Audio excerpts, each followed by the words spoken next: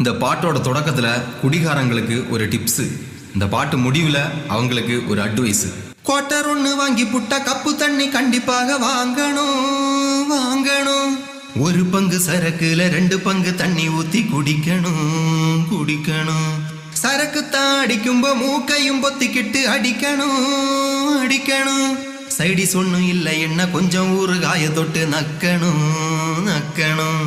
குடிக்கும்போது குமட்டல் வராம பார்த்துக்க வேணும் அண்ணே. குடிக்க போற முன்னாடி ஜட்டிய போட்டுக்க அண்ணே. வேட்டி அவுந்தா மானம்தான் கப்பலும் ஏறி போகும்தான். குடிக்காத நண்பா குடிக்காத,